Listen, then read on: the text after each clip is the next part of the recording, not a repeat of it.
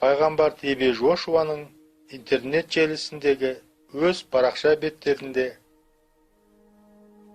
жазбаша түрінде берілген уағыздар жинағы. Көптеген қайырымды адамдар мен қайырымды іс тозақтың отында болады. Мәсіхшілік жүректе түйінделген. Сіздер көптеген адамдар өте жақсы істерді жасап жатқанын көресіздер. Мұндай өте жақсы істерді Құдай есепке алмайды.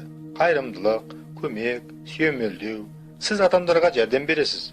Ақша сіз таратып жатқан. Әрі осының бәрін адамдар жақсылық деп атағанымен, бәрі де соңғы күні бірі де қалмай тозақ отында қалады. Өйткені бұл нәрселердің бәрі де жүректен шықпаған. Сіз көбісін шын жүректен істеп жатырсыз ба? Сіз көптеген адамдарды көресіз, өз-өзінен бөлектенген, өте жақсы, өте мейірбан. Сіздер оларды тозақ отынан көресіздер. Не деген аса мейірбан адам? Қандай ашық жарқын әйел, қандай қайырымды әйел.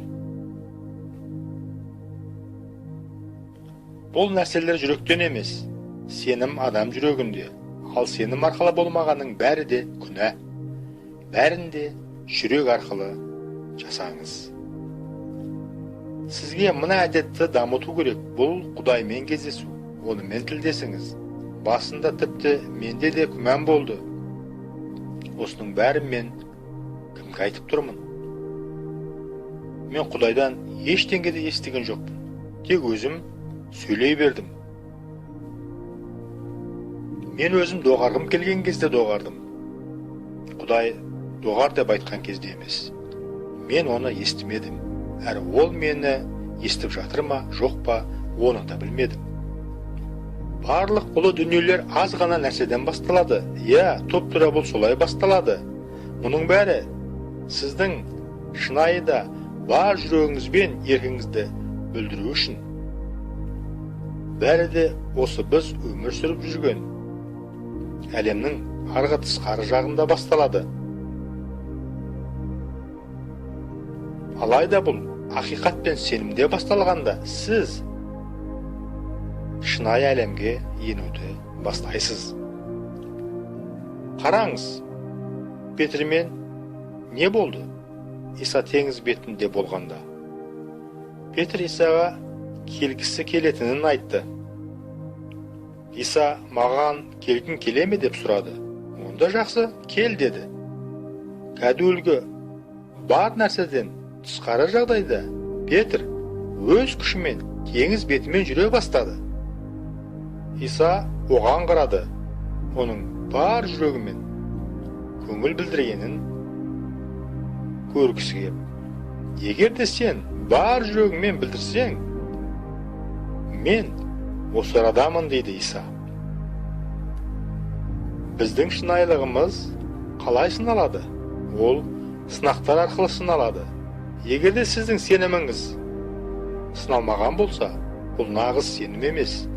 Біздің сеніміміз сыналған болуы тиіс. Сіз дұға турасында көп айтасыз, алайда дұға жұмыс істей алмайды егерде сіздің рухыңыз Құдай сөзімен байланыста болмаса. Сіздің жүрегіңіз Құдай сөзіне сай әрекет етпесе, дұға жоқ. Мінәжат басты кілт. Ол шынында да басты кілт. Сіздің жүрегіңіз Құдай сөзіне сай әрекет еткенде барып, бұл дұға бола алады.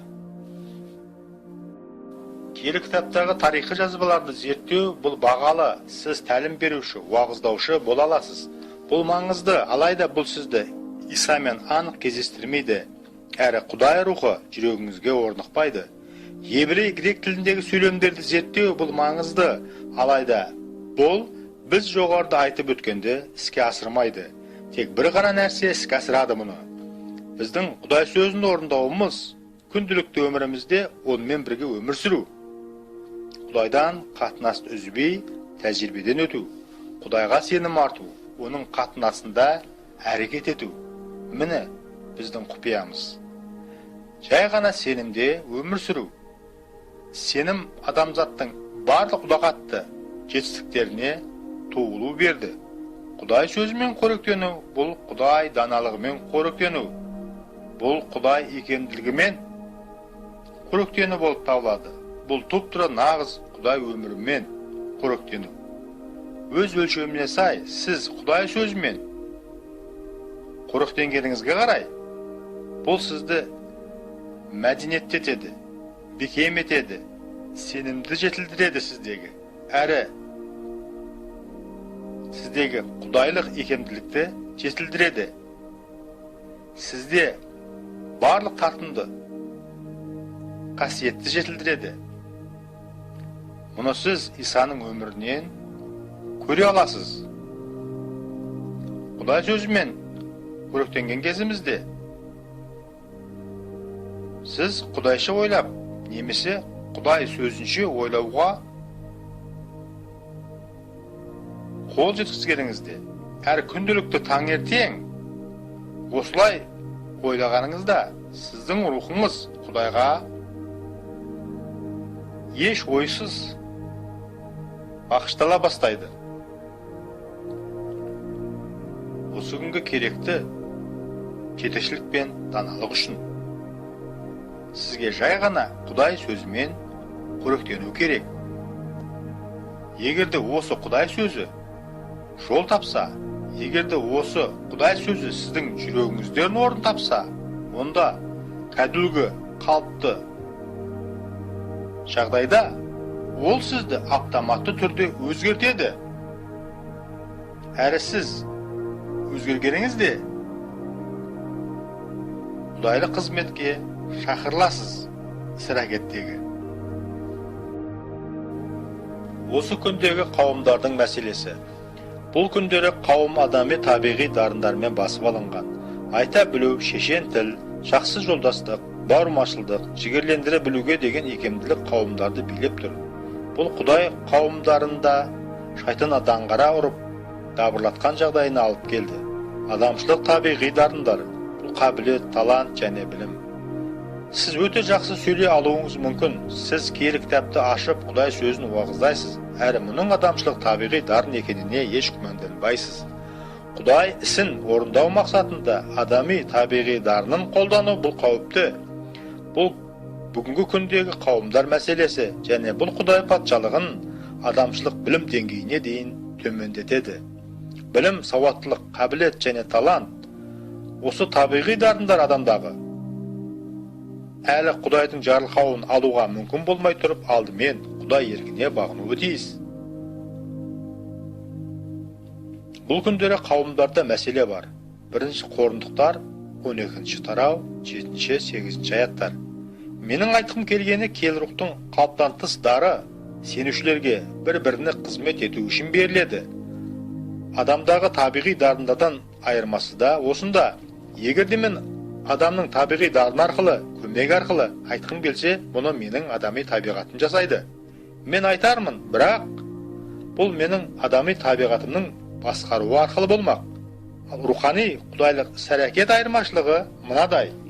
Алдымен арнайы сәйкес келетін күш көктен келеді. Сосын мен келрухтың бақылауында боламын. Жохан 14-ші тарау 26 аят. Бір жағдайларда адамда қабілет бар оқытып үйретуге деген адами табиғи дарын арқасында. Бірақ мына аятта Жохан 14-ші тарау 26-шы келрух өз еркіне сай үйретеді дейді. Келрух қалай ораза тұтуға, әрі қалай дұға етуге, әрі қалай куәлік етуге үйретеді, өзінің қалауына сай. Алайда адамда да үйрете алатын қабілет бар, дұға ете алатын, куәлік ете алатын қабілет бар. Мысалы, әлдекім айтады, мен сіздерге Құдай сөзін уағыздау үшін осындамын деп. Иса бұл Құдай сөзі, бұл сөз. Мен сіздерге қазір сіз Исаны қабылдауға тиістісіз деп айтамын. Сосын ол куәлік етеді. Әйтсе де, ол адамды Иса ешқашанда ізгі хабар айт деп жібермеген. Ол мұны рухани сәйкес келмейтін күшпен істейді. Ол мұны көктің демеуінсіз істейді. Оған жай осыны істеу ұнайды.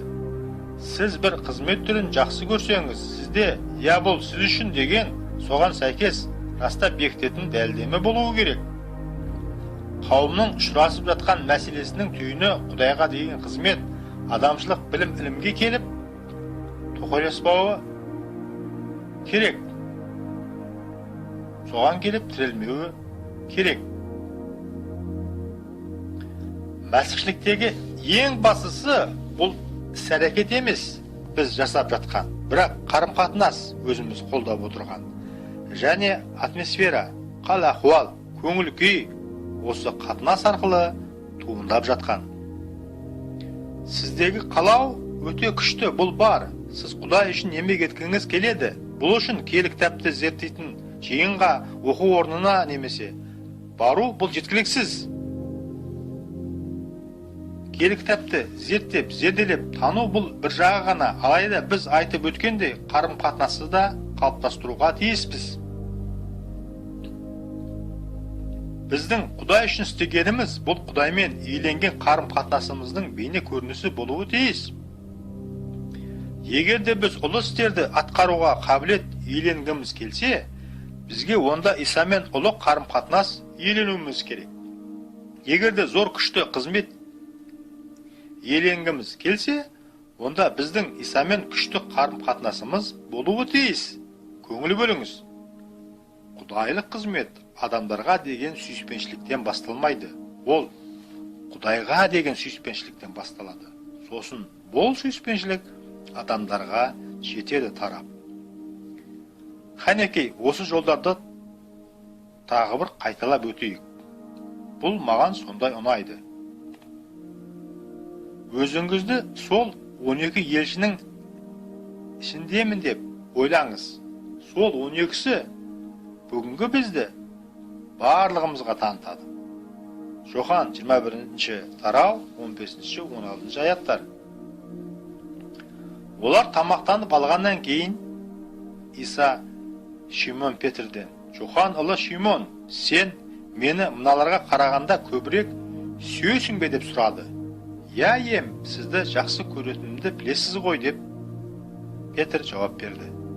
Ешқашанда ұмытпаңыз, Құдайлық қызмет адамдарға деген сүйіспеншіліктен басталмайды, ол Құдайға деген сүйіспеншіліктен басталады. Сосын бұл сүйіспеншілік адамдарға жетеді тарап. Егер де сіз мен сүйемін деп айтсаңыз, алдымен сіз Құдайды сүйген болуыңыз керек. Егер де сіз Құдайды сүймесеңіз, сосын мені сүйемін десеңіз, онда бұл сүйіспеншілігіңіз қай жақтан бастау алып келіп жатыр? Тек иемізге деген терең сүйіспеншілік біздерге тура жолдан таймауға көмектеседі. Аумин. Сіз кім болуға бағышталып, соған арналған болсаңыз, сондай бола алмай қалдыңыз. Әлде біреулерге деген реніш салдарынан, жаулық ниет салдарынан, жаман ой сезім салдарынан Құдайдың сізбен тілдесуге еш мүмкіндігі болмай қалды. Құдай сізбен тек сіздің жүрегіңіз арқылы, сіздің рухыңыз арқылы ғана тілдесе алады. Алайда сіздің рухыңыз біреулерге деген ренішпен, кешірмеушілікке, ашу-ыза мен жаман сезімдерге толып кеткен. Иса сіз үшін бүкіл әлем болуы тиіс. Кішіпейілділік, мойынсыну бұл киімдей киіну емес, бұл бәріне әрі әрбіріне тағзым ету емес.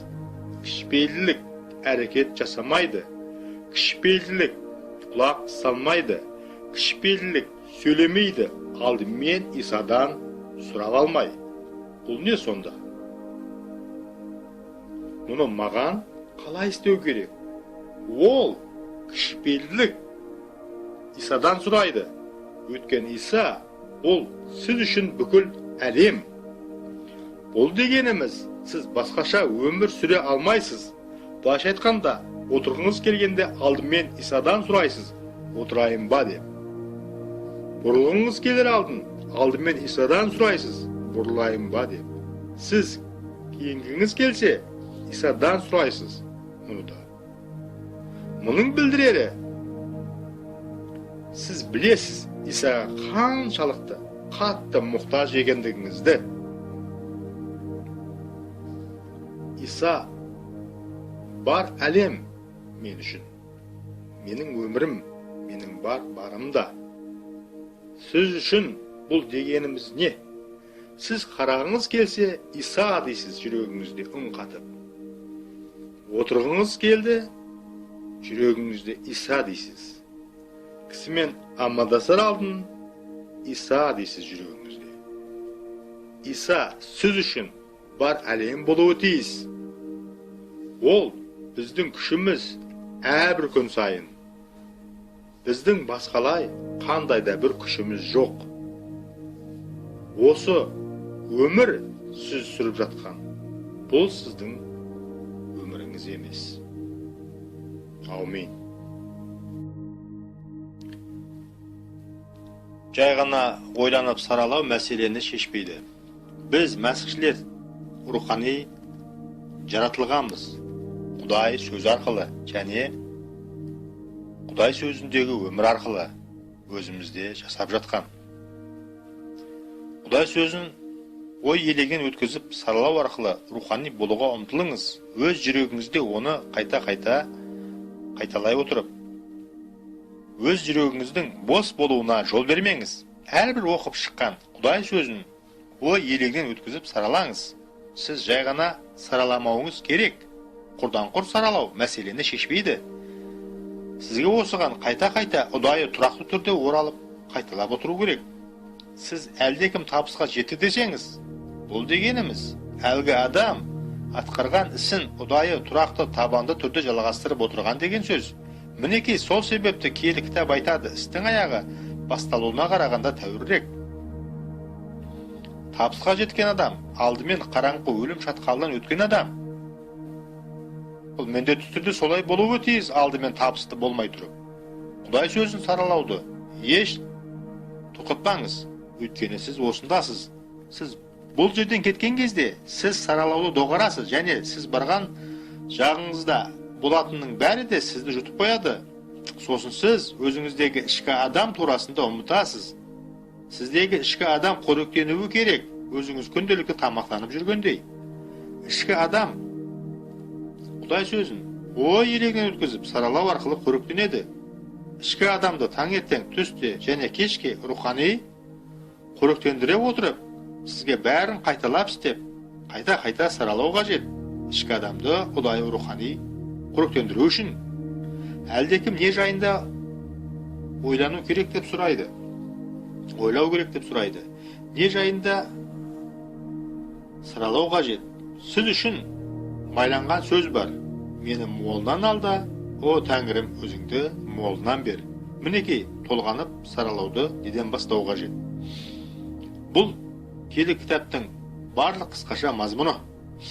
Мен Құдай сөзі бізде Мәсіхтің табиғатын құрайды деп айтқанмын. Сіз мені молынан ал деп айтқанда, бұл дегеніміз сіздегі барша адал еместің жек көрушілік, тәкаппарлық, сараңдық молынан алуы керек. Мұның бәрі сіз өзіңіз. Ал Құдай осы барлық руханилық, сенім, кішіпейілдік, құлақ асу, қайырымдылық. Мінекей мұның білдірері осы. Мендегі адал еместі алда, маған өзіңдегі адалдықты бер. Осы сөздерді сіздерге қайта айналдырып, қайталап айту керек өз жүректеріңізде. Не жайында ойлап тұрғаныңыз бұл сіздің мінез құлқыңызды көрсетеді, танытады. Егерде сіз дұрыс ойласаңыз, менің айтқандарымды еске алып, сіз Иса туралы ойлайсыз. Егерде сіз осы ойларды ой елегінен өткізе отырып, қайта-қайта айналдыруды жалғастырсаңыз, сізде жаңа бақыт бағдар пайда болады. Сіздің жүрегіңізде күрес басталады. Сіз жүрегіңізде күресуді жалғастырмасаңыз, бұл күрес сырттай көрініс табады. Онда сіз жеңе алмайсыз. Сізбен болып жатқан нәрсе сіздің жүрегіңізде басталады. Егерде сіз өз жүрегіңізде күресе алсаңыз, сіз жеңіп шығасыз.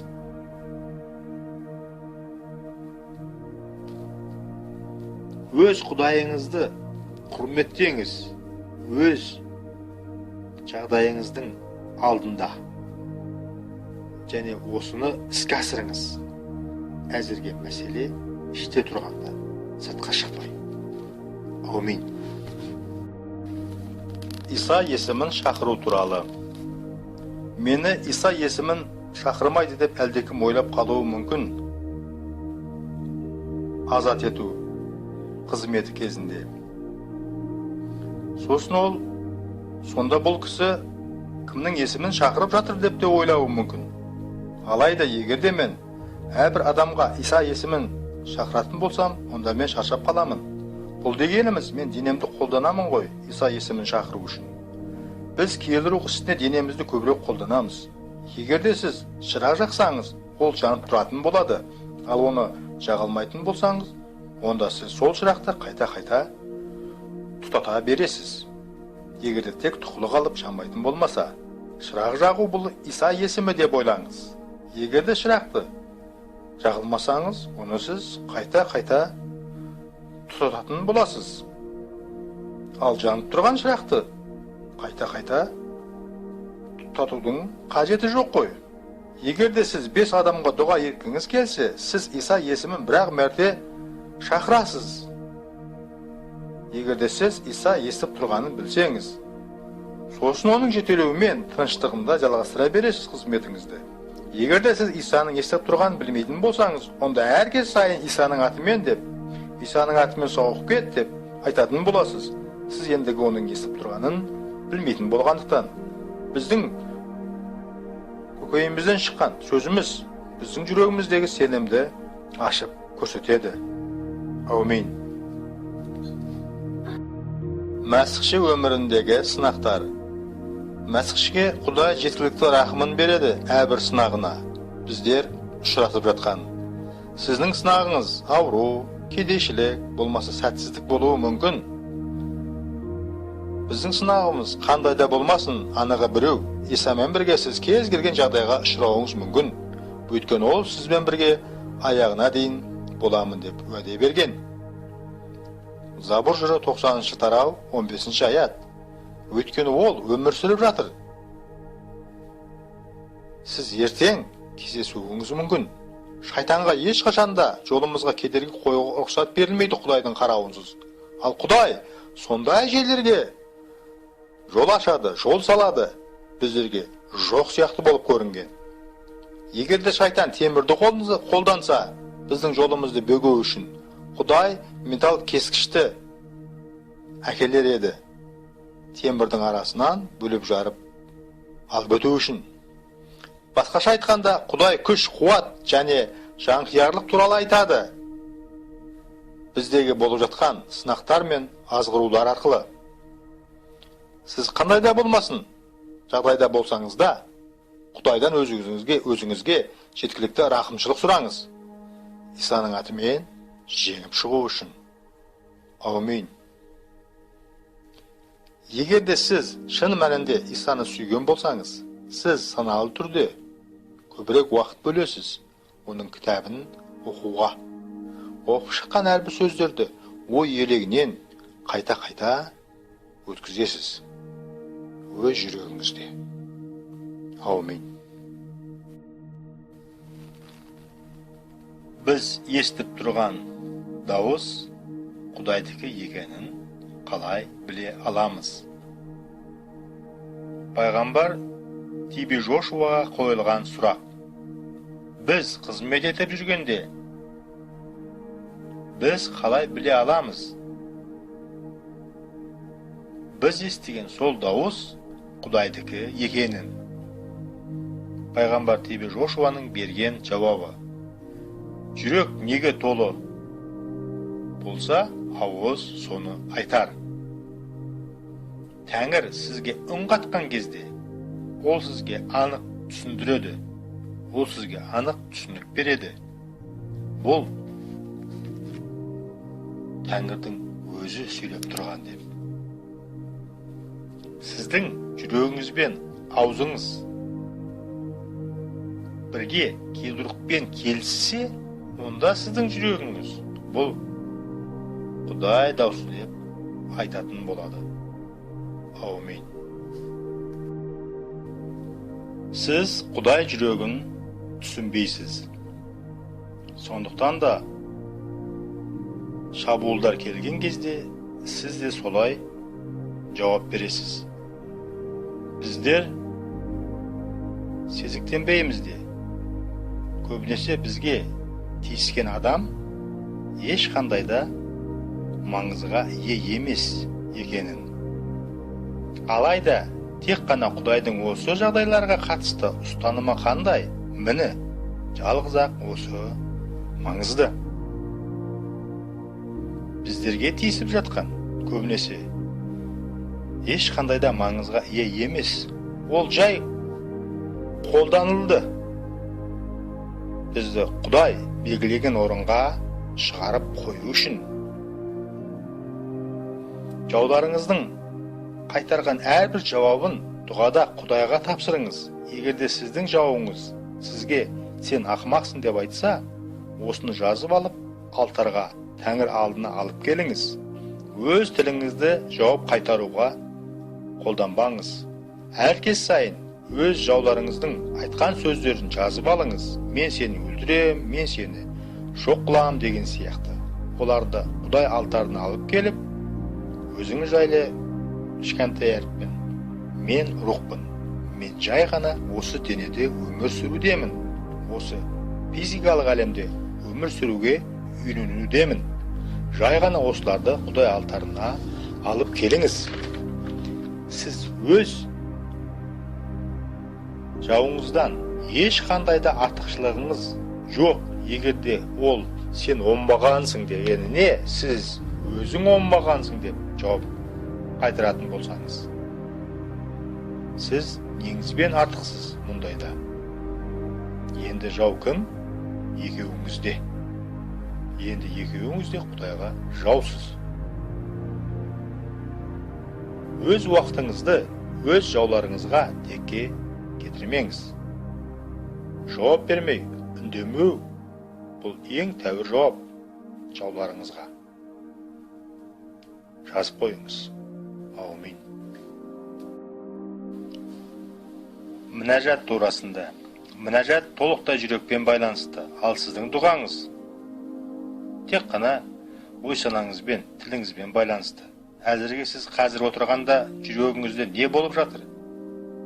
Өзіңізге айтыңыз. Өз-өзіңізге забор жырларын, мадақ әндерін. Жүрегіңізде мадақ әнін салыңыз. Әзірге сіз жұмыс істеп жатқанда, ұйықтағанда.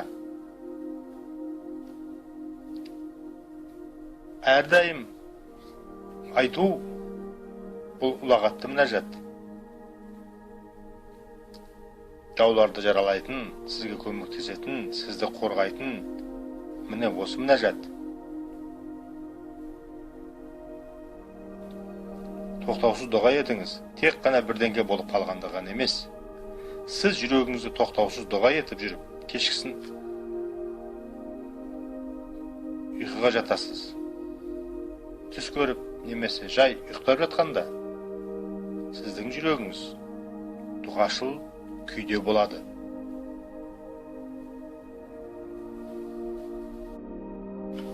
Мінәжат тілі киелі кітап тілі. Мінәжат тілі Құдай сөзінде болады. Мінәжат пен киелі кітапты оқу қашанда бірге жүріп отыруы тиіс. Өйткені мінәжат тілі Құдай сөзінде болады. Құдай сөзі бұл біздің Құдаймен байланысымыз. Сіз өз тіліңіз арқылы Құдаймен ешқандай да байланыста бола алмайсыз.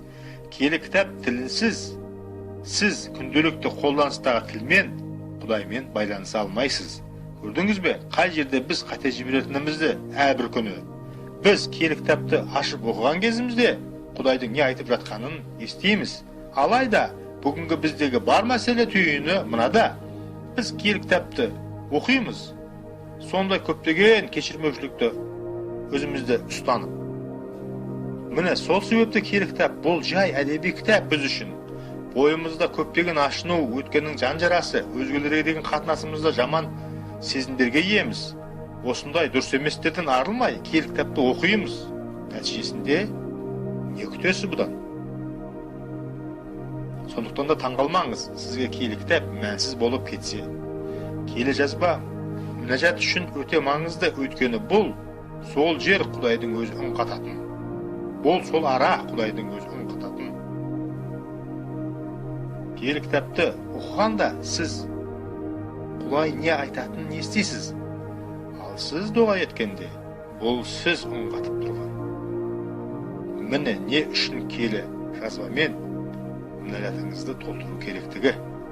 Мінәжатта киелі кітапты қолдану бұл Құдайды қабылдау оның сөз арқылы.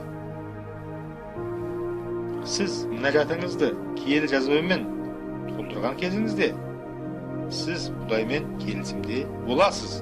Мінәжат киелі жазба негізінде Құдай күшін босатады. Құдай сөзі молайтып, байтып, қорландырады мінәжатты. Киелі жазба мінәжаты Исаны танытады. Әзірге біз қандай да бір ренішті сақтап тұрған кезімізде киелі кітап маңызға ие емес, мәні жоқ. Сондықтан да киелі кітапты оқыр алдын сіз дайындалуға тиістісіз. Мүмкін болған бар реніш атаулдан, бүгінгісі бар, өткендегісі бар, арылыңыз. Рухыңызды азат етіңіз осылардан. Азат болған рухта болыңыз. Дұғада Құдай сөзін қолданыңыз. Киелі кітаптан оқып шыққан. Мұның білдірері Құдайды оның сөз арқылы қабылдау. Дұғаңызды киелі жазбамен толтырыңыз. Осы сізді Құдаймен келісімде екендігіңізді мәлім етіп растайды. Бұл дегеніміз сіздің мінәжатыңыз Құдаймен келісімде. Сіз білесіз бе, таңертең тұрғаныңызда киелі кітапты оқыдыңыз. Сіз ендігі мінәжат еттім деп ойлайсыз ба? Сіз киелі жазбаны, Құдай сөзін ой елегінен өткізе отырып, оқығаныңызда ғана мінәжат етіп жатырсыз. Сіз ендігі мінәжат еттіңіз. Киелі кітапқа өзіңізді бағыштап оқысаңыз, сіз мінәжат етіп жатырсыз.